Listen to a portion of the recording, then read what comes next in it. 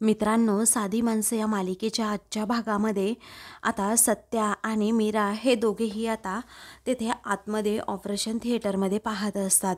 तर सुधाकर राव अगदी शांतपणे तेथे झोपलेले असतात. ही अशी आपल्या वडिलांची झालेली अवस्था पाहून आता सत्याला काही सुचत नसतं.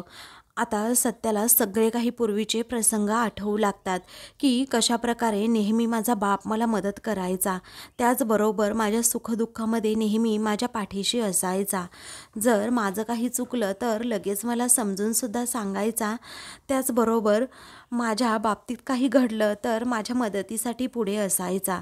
मी जर कधी रुसलो तर मला जेवायला द्यायचा, मी स्वतः घास भरवायचा. त्याचबरोबर माझा बाप म्हणजे माझ्यासाठी सगळं काही आहे, माझा जीव की प्राण आहे, असं सत्य आता मनातच म्हणत असतो.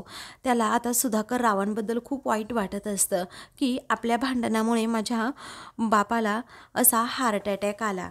त्यावेळी आता त्याच्या डोळ्यात पाणी येतं आणि तो बिचारा आता खूप रडू लागतो. त्यानंतर मीरा सत्याकडे पाहते आणि तिलाही आता सर्व सुधाकर रावांनी जे काही केलं त्यांच्यासाठी ते सगळं काही आठवतं की कशाप्रकारे माझ्या बाबांनी प्रत्येक वेळी मला साथ दिली.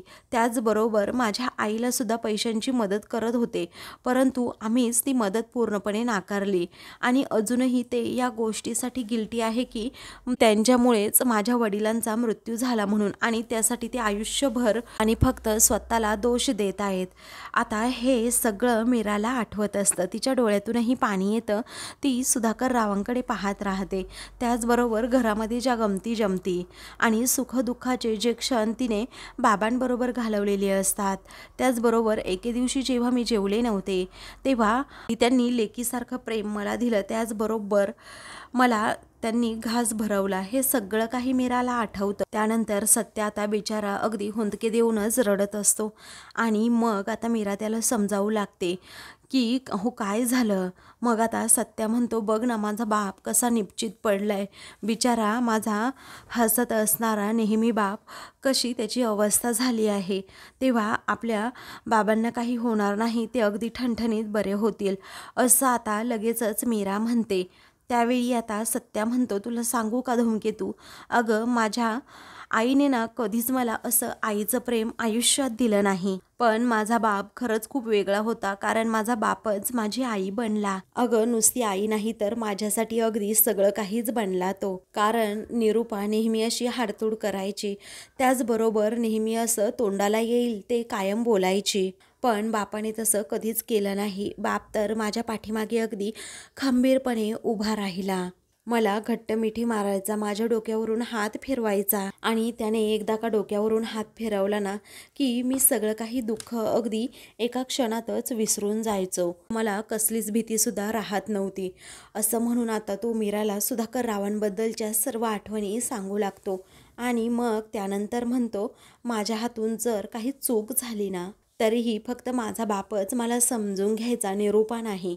जेव्हा रव्या हा बाहेर शिकायला होता ना तेव्हा तो बबड्या आणि ती निरूपा मला वाटेल तसं सारखं सारखं बोलायचे आणि माझ्याबरोबर वाटेल तसं वागायचे, पण बाप माझा खूप वेगळा होता, माझ्यासाठी अगदी खमका होता. त्याच्यामुळे काय झालं, एकदा सुद्धा त्या दोघांचा त्रास आम्हाला वाटला नाही. माझ्यासाठी माझं घर म्हणजे माझा बाप आणि माझा बापच म्हणजे माझं जग. आता माझा बाप म्हणजे माझं जग आहे, त्यामुळे काहीही झालं ना तरीही माझं जग असं तुटलं नाही पाहिजे. माझा बाप पुन्हा एकदा उठून उभा राहिला पाहिजे, माझ्याबरोबर बोलायला पाहिजे, आपल्या सर्वांची त्याने काळजी घेतली पाहिजे आणि आपणही अगदी त्याची काळजी आता इथून पुढे घेतली पाहिजे. त्यामुळे आता माझ्या बापाला लवकर बरं व्हावंच लागेल, असं सत्या आता रडतच म्हणत असतो. तेव्हा मीरा आता खंबीरपणे सत्याला साथ देते आणि म्हणते, अहो उठायला पाहिजे म्हणजे उठणारच आहेत ते, अहो तुमचं जग आहे ते, तुमचं जग असं तुमच्यापासून तुटणार नाही. अहो तुम्हाला खंबीरपणे तुमचे बाबा हे साथ देणार म्हणजे देणारच, आणि तुम्ही पण त्यांना आयुष्यभर जपाल, ही खात्री आहे माझी. अहो आमचे बाबा गेल्यानंतर माझ्या या बाबांनी माझ्या कुटुंबाला आणि मला कशाचीही म्हणजे कशाचीही अगदी कमी पडू दिली नाही. त्यांचे माझ्यावर आणि माझ्या कुटुंबावर खूप म्हणजे खूप उपकार आहेत. असं म्हणून ती सुधाकर रावांकडे पाहतच राहते. नंतर आता ती म्हणते की जेव्हा ते आमच्या घरी पहिल्यांदा आले होते ना, तेव्हा मला वाटलं होतं की आमचे दादाच आमच्या घरी आले आहेत. तर आता पुढे मीरा म्हणते, हे पहा, आपल्या बाबांनी कधीच कुणाचा वाईट विचार केला नाही, त्याचबरोबर कुणाबद्दल वाईट बोलले नाही, कुणाला कधी अपशब्दसुद्धा वापरले नाहीत. त्यामुळे बाबांच्या बाबतीतही अगदी चांगलंच होणार, ते अगदी ठणठणीत बरे होणार. मग आता सत्या प्रेमानेच मीराकडे पाहतो आणि तिचा हात हातात घेत विचारतो, खरंच ना माझा बाप होईल ना अगदी व्यवस्थित? तेव्हा मीरा म्हणते 100% आणि लवकरात लवकर ते आपल्याकडे सुद्धा, आपल्यामध्ये सुद्धा येतील, गप्पा मारतील आपल्याबरोबर. त्याचवेळी आता मीराने हा दिलेला आधार पाहून, हा धीर पाहून सत्याला खूपच आनंद होतो आणि तो तिच्याकडे पाहतच राहतो. तर मीरा त्याला शांत राहायला सांग. त्यानंतर नर्स आता आतमधून बाहेर येतात. त्याचबरोबर आता कसला तरी किट घेऊन पुन्हा आतमध्ये जातात. त्यावेळी आता सत्या आणि घरातील सर्वजण त्यांना विचारण्याच्या प्रयत्नात असतात की बाबा कसे आहेत, बाबा कसे आहेत, पण ते खूप घाईत असल्यामुळे कुणाला काही सांगत नसतात. त्यानंतर आता एक नर्स बाहेर येतात. तर सत्या आता लगेच त्यांना अडवतो आणि म्हणतो, ताई ताई थांबा ना जरा, हो थांबा ना, अहो मला एक सांगा, ही धावपळ का अशी सुरू आहे? तुम्ही असे सर्वजण आतमधून बाहेर, बाहेरून आतमध्ये का जातायत? त्यावेळी आता त्या नर्स सांगू लागतात की टेस्ट सुरू आहे, कारण सिनियर डॉक्टर येणार आहेत ना, म्हणूनच. त्यामुळे तुम्ही प्लीज अगोदर शांत राहा. त्यावेळी आता सत्या त्यांना पुन्हा काहीतरी विचारू लागतो. तर त्या डॉक्टर आता तेथून जातात. तेव्हा आता सत्या तिच्या पाठीमागे जाऊ लागतो. मग आता मीरा त्याचा हात पकडते आणि म्हणते की अहो शांत राहा जरा. मग सत्या जोरातच ओरडतो, अगं धूमकेतू, कसा शांत राहू मी? अगं इथे नेमकं चाललंय काय ना, तेच माझ्या लक्षात येत नाहीये. अगं यांचं नुसतंच आपलं टेस्ट चाललंय. अगं तो मेन डॉक्टर सुद्धा अजून आलेला नाहीये, तुला कळतं की नाही? तेव्हा पंकज आणि देविका हे दोघेही आता सत्याकडे पाहतच राहतात. तर निरूपा अजूनही रडत असते आणि तिला आता यावेळी तर काही सुचतच नसतं, एकदम गप्प गप्प असते. त्यानंतर सत्या म्हणतो, बापाची काय कंडिशन आहे आतमध्ये, कोणते उपचार चालू आहेत, त्याचबरोबर कोणती औषधं देत आहेत त्यांना, हे कळायला नको का? कोणत्या टेस्ट चालू आहेत आपल्याला समजायला नको का धूमकेतू? आता त्याचा तर खरं तर काहीच पत्ता नाही. मी ना खूप ऐकून घेतलंय आता, पण आता अजिबात ऐकून घेणार नाही. मी आत्ता जातो आणि बघून घेतो एकेकाकडे. आता मी बघतोच, असं म्हणून तो चुटकी वाजवतो, आलोच मी, असं म्हणून तो तिकडे जाऊ लागतो. तेव्हा मीरा आता लगेच त्याच्या पाठीमागे जाते आणि त्याला अडवण्याचा प्रयत्न करत असते, पण सत्या काही ऐकत नाही. तर हा सगळा तमाशा पाहून निरूपा मात्र अजूनच रडू लागते. तेव्हा निरूपाला आता सुधाकर रावांचं सगळं बोलणं आता आठवत असतं. जे काही प्रेमाचे ते शब्द बोलायचे, त्याचबरोबर प्रत्येक शब्दामध्ये ते कशाप्रकारे काळजी व्यक्त करायचे, ते सगळं आणि सगळं आता निरूपाला आठवतं. त्यानंतर मी जेव्हा पंकजला जेवण घेऊन जायचे, तेव्हा बरोबर मला यांनी रंगेहात पकडलं होतं आणि जेव्हा ते विचारायचे की तू कुठे जेवण घेऊन चालली रोज रोज, तर मी पारूचं नाव फक्त सांगायची. मी यांच्याबरोबर खूपच खोटेपणा केला, खोटेपणाने वागले आणि नेहमीच माझ्या पंकजला पाठीशी घालत राहिले. हे सगळं आणि सगळं निरूपाला आठवतं. त्यानंतर आता कशाप्रकारे जेव्हा मी ते घर गहाण ठेवणार होते, तेव्हा पेपर घरातून घेऊन गेले. त्याचबरोबर ते मला विचारत होते, हे कसले पेपर तू घेऊन चाललीस? तर मी पुन्हा एकदा पारोचंच कारण सांगितलं की पारोला कोणत्या तरी पेपरच्या झेरॉक्स काढायच्या आहेत, तेच पेपर मी घेऊन चालले. त्यावेळी आता निरूपाला स्वतःची चूक समजते आणि ती आता रडतच पंकज आणि देविकाला सांगू लागते, मी कधीही म्हणजे कधीही अजिबात त्यांच्याबरोबर चांगली वागले नाही, खरं वागले नाही, पण ते ना नेहमी माझ्या मनासारखेच वागले, कधीही मला दुखवलं नाही, माझ्यावर अतिविश्वास होता त्यांचा. तर आता निरूपाला खूप वाईट वाटत असतं की मी खरंच त्यांच्याबरोबर चांगले वागले नाही. मग आता नंतर ती म्हणते, माझं थोडं दुखायला लागलं तरीही त्यांना खूप वाईट वाटायचं आणि मग ते माझी काळजी घ्यायचे. साधा ताप जरी आला तरी ते कामावरून घरी राहायचे. असं म्हणून निरूपा आता प्रत्येक गोष्ट सांगत असते. तेव्हा आता देविका आणि पंकज हे दोघेही म्हणत असतात की मम्मी प्लीज त्रास करून नको ना घेऊ, असं बोलू नकोस ना गं तू, स्वतःला दोष नको ना देऊ, जे काही झालं ते घडणारच होतं, असं म्हणून ते शांतपणे तिला राहायला सांगतात. त्यावेळी ती म्हणते, कशी शांत राहू मी, कारण इथे माझ्या नवऱ्याच्या जीवन मरणाचा प्रश्न आहे. तेव्हा पंकज म्हणतो, काही गोष्टी आपल्या हातात नसतात ग मम्मा. इकडे सत्य अजूनही खूप चिडलेला असतो. तो म्हणतो, नक्की डॉक्टरांचं चाललंय काय ना, मला आता त्यांना विचारून घ्यायलाच हवं. तेव्हा मीरा म्हणते, काय चाललंय म्हणजे, असं का बोलताय अहो तुम्ही? डॉक्टर म्हणजे देव असतात आणि जे काही करतात ना ते पेशंटच्या भल्यासाठीच करतात.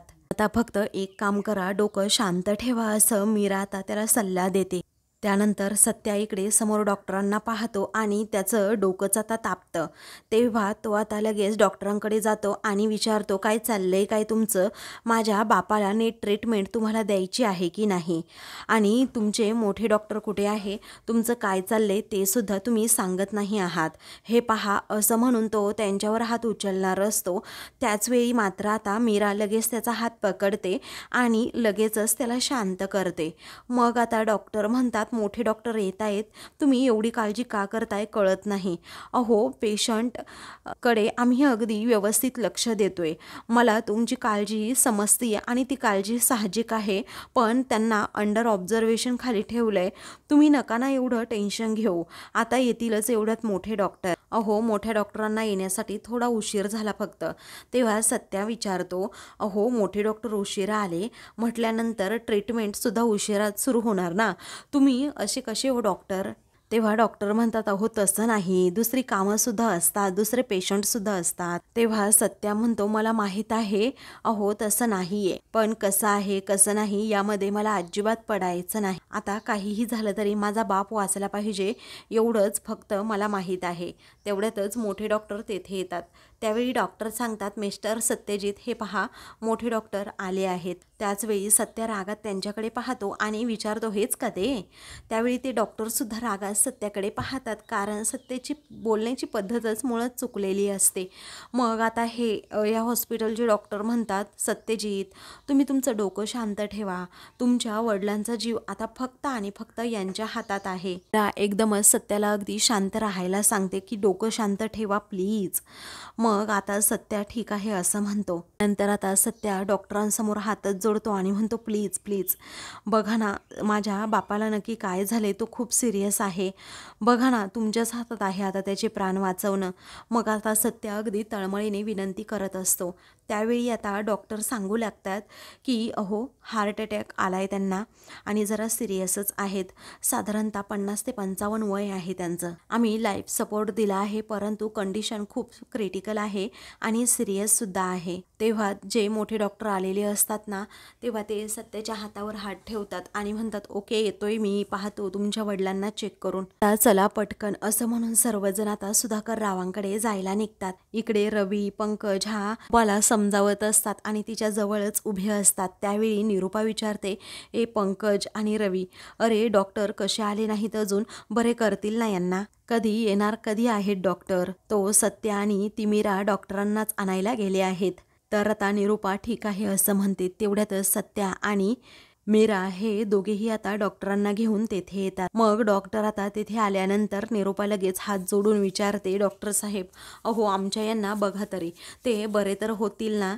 प्लीज काहीतरी सांगा ना, असं म्हणून ती विनवणी करते. त्यावेळी पंकज आता म्हणतो की डॉक्टर माझे पप्पा आतमध्ये आहेत, प्लीज त्यांची तब्येत कशी आहे थोडी क्लिअरिटी मिळेल तर बरं होईल आम्हाला, त्यामुळे प्लीज सर तुम्ही आम्हाला काहीतरी अपडेट द्या ना.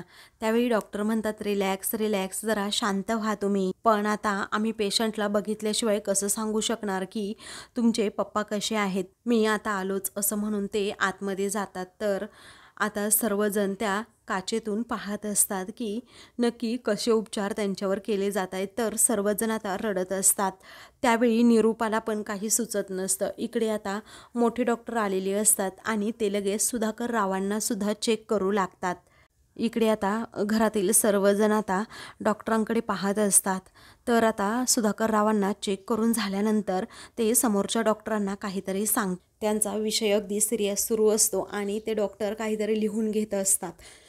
त्यांच्या हालचालीवरून आता इकडे सर्वांना समजतं काहीतरी मेजर इश्यू आहे. त्यानंतर ते दोघेही आता डिस्कस करता करता लगेच बाहेर येतात. त्यानंतर आता घरातील सर्वजण आता लगेच डॉक्टरांना अडवतात. मग सत्या विचारतो, सांगा ना, माझा बाप कसा आहे, माझे वडील कसे आहेत, सांगा ना, काही प्रगती झाली आहे का, त्यांच्या तब्येतीमध्ये काही सुधारणा झाली आहे का, असं सारखा सारखा सत्या विचारू लागतो. तेव्हा जे मोठे डॉक्टर असतात ते म्हणतात, अहो रिलॅक्स, जरा श्वास तरी घ्या. त्यानंतर डॉक्टर म्हणतात, अगोदर माझ्या प्रश्नाचं उत्तर द्या, या अगोदर त्यांच्या छातीत कधी दुखत होतं का, म्हणजे कधी अशी तक्रार वगैरे त्यांनी केली का की छातीत दुखतंय म्हणून. त्यावेळी आता सर्वजण विचार करतात आणि म्हणतात, नाही हो, कधीच तक्रार वगैरे केली नाही की माझं काही दुखतंय वगैरे. त्यानंतर डॉक्टर विचारतात, मग कोणतं व्यसन आहे का त्यांना. तेव्हा सर्वजण एकमेकांकडे आता पाहतच राहतात. कुणाला काही कळत नाही की सुधाकर राव साधं सुपारीचं खांडसुद्धा खात नाहीत आणि हे व्यसनाबद्दल बोलतायत. मग सत्याला राग येतो. तो म्हणतो की अहो डॉक्टर, तुम्ही काय बोलताय आणि कुणाबद्दल बोलताय, कळतं का तुम्हाला. अहो नेमकं असं झालंय तरी काय माझ्या बापाला, अहो नेमकं झालंय काय ते तरी सांगा. हे असले प्रश्न ना नंतर सुद्धा विचारता येतात. तर आता मीरा सत्याला गप्प करत लगेच डॉक्टरांना सांगते, नाही हो डॉक्टर, त्यांना कसलंही व्यसनसुद्धा नव्हतं. मग आता त्यावेळी डॉक्टर म्हणू लागतात की त्यांची कंडिशन ही खूप सिरियस आहे आणि त्यांना मेजर ब्लॉकेजेससुद्धा आहेत. त्यावेळी आता हे ऐकून सर्वांना मोठा धक्काच बसतो. सर्वजण एकमेकांकडे आता पाहतच राहतात. मग आता मीराला एवढं काही समजत नाही म्हणूनच ती विचारते, डॉक्टर, अहो तुम्ही नक्की काय म्हणताय, जरा सोप्या भाषेत समजावा की. कारण ते डॉक्टर इंग्रजीमधून आता बोलू लागतात. त्यानंतर आता अहो हे डॉक्टर म्हणतायत की असं म्हणून आता ते डॉक्टर सांगत असतात. पण मोठे डॉक्टर म्हणतात, थांबा, ओके, समजावतो मी. त्यावेळी पुढे आता मोठे डॉक्टर सांगू लागतात की त्यांच्या हृदयाकडे रक्त पुरवठा करणारी नळी, त्यामध्ये एवढा कचरा साठलाय की पुढे पुरवठाच होत नाही, रक्तप्रवाह सुरळीत नाही आहे आणि ज्याला ब्लॉकेजेस असं म्हणतात. आणि त्याच्यासाठी एक ट्रीटमेंट असते, ती म्हणजे अँजिओप्लास्टी, ज्यामध्ये हे ब्लॉकेजेस काढून आम्ही हृदयामध्ये जाणारा रक्तपुरवठा हा अगदी नियमित करतो आणि व्यवस्थित करतो आणि हृदय आहे ना ते पहिल्यासारखं काम करू लागतं. तेव्हा सर्वांना समजतं नक्की काय झालंय ते. आणि हे जर लगेच नाही केलं ना तर त्यांना पुन्हा एकदा अटॅक येण्याचे चान्सेस आहेत. तेव्हा सर्वांना आता खूपच मोठा धक्का बसतो. सर्वांच्या पायाखालची जमीनच सरक. मग पुढे आता डॉक्टर म्हणतात की मग त्यांना पुढे वाचवणं खूप अवघड होऊन बसेल. तेव्हा सर्वांनाच मोठा धक्का. आता विचार करू लागतात की करायचं काय. मग आता निरूपा हात जोडून रडत असते आणि म्हणते, प्लीज असं काही बोलू नका हो, आता तुम्ही काही सुद्धा करा पण आमच्या यांना वाचवा, असं म्हणून ती हात जोडून अगदी रडतच असते आणि कळकळीची विनंती करू लागते. तेव्हा देविका म्हणते, आई प्लीज तुम्ही असं रडू नका ना, तुम्ही स्वतःला जरा सांभाळा ना प्लीज. त्यानंतर आता डॉक्टर म्हणतात, डोंट वरी, शांत राहा, कारण ऑपरेशन जर लवकर झालं तर ते लवकरात लवकर बरेसुद्धा होतील आणि त्यांना मी स्वतः ऑपरेट करणार आहे, त्यामुळे काळजी करू नका. नंतर सिनियर डॉक्टर आता सांगतात की ऑपरेशनची तयारी करायला घ्या, ब्लड ग्रुप वगैरे सगळं काही चेक करा. त्यानंतर बाकीच्या फॉर्मॅलिटीज सर्व काही पूर्ण करून आता डॉक्टरसुद्धा घ्यायला सांगतात. तेव्हा यस सर असं म्हणून हॉस्पिटलचे जे डॉक्टर असतात ते आता म्हणतात की हो, मी सगळं काही व्यवस्थित करतो. तर आता निरूपा खूपच रडू लागते आणि म्हणते, ज्या माणसाला साधा तापसुद्धा कधी आयुष्यात आला नाही त्या माणसाचं असं ऑपरेशन करायचं, असं म्हणून ती खूप रडू लागते. तेव्हा देविका तिला समजावते. तेव्हा डॉक्टर म्हणतात, अहो काळजी करू नका, सरांनी सांगितलं आहे ना, म्हटल्यानंतर तुमचा पेशंट आहे ना तो लवकरात लवकर बरा होईल, अगदी ठणठणीत होईल आणि ही सर्जरी आहे ना ती आजकाल कॉमन आहे. तुमच्या नशिबाने ना हे डॉक्टर म्हणजे हार्ट स्पेशालिस्ट इथे आपल्या हॉस्पिटलमध्ये आहेत, त्यामुळे मग आजच ही प्रोसिजरसुद्धा होऊ शकते. मग आता रवी विचारतो, डॉक्टर याचा खर्च साधारणतः किती येईल आम्हाला. तेव्हा डॉक्टर सांगतात की पेशंट हे क्रिटिकल आहेत, त्यामुळे सर्जरीसाठी ना 8 लाख रुपये खर्च येऊ शकतो. आता हे म्हटल्याबरोबरच सर्वांच्या पायाखालची जमीनच सरकते. सर्वजण एकमेकांकडे पाहतात. सर्वांना मोठा धक्काच बसतो की एवढे 8 लाख रुपये आणायचे कुठून आता. तेव्हा निरूपाला देखील मोठं टेन्शनच येतं. सर्वजण एकमेकांकडे पाहू लागतात. आता पंकज आणि देविकासुद्धा आता पूर्णपणे हादरून जातात, कारण एवढे पैसे आणायचे कुठून हा प्रश्न त्यांनाही पडतो. त्यानंतर आता निरूपा विचारते, काय हो एवढे पैसे आम्ही कुठून आणायचे, सांगा ना तुम्हीच आता कुठून आणायचे कुठून. तेव्हा डॉक्टर म्हणतात, मान्य आहे रक्कम मोठी आहे, परंतु पैसे भरल्याशिवाय आम्ही पुढची प्रोसिजर कधीही करत नाही. तेव्हा सर्वांनाच आता खूप टेन्शन येतं. मग मीरा आता काहीतरी विचार करत असते. तर आता मित्रांनो, पुढील भागामध्ये काय होतं की आता रवी हा रियाला कॉल करतो आणि खूप रडत असतो. म्हणतो की एवढे पैसे कुठून आणावे कळतच नाही, मला तर अगदी टेन्शन आलंय, असं म्हणून आता लगेचच तो रडत असतो. तेव्हा रिया आता त्याचं सगळं बोलणं ऐकून घेते. तर दुसरीकडे आता सुजित कुमारकडे लगेच सत्या आणि मीरा हे दोघेही जातात. त्याच वेळी आता सत्या मीरा तेथे गेल्यानंतर आता एकमेकांकडे पाहतच राहतात, कसं बोलायचं याच्याबरोबर. आता हिम्मत करूनच सत्या पुढे जातो आणि म्हणतो, आमच्या घरावर अजून थोडंसं लोन मिळेल का. त्यावेळी आता सुजित कुमार हसतो आणि म्हणतो, असं म्हणा ना तुम्ही की सुजित कुमार महान आहे, त्याला सगळं काही जमतं आणि तोच आमचा देवदूत आहे म्हणून. तेव्हा सत्या आणि मीरा एकमेकांकडे पाहतच राहतात.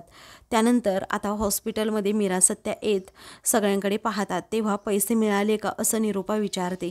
अशाच मालिकेंचे पुढील भाग पाहण्यासाठी चॅनलला सबस्क्राईब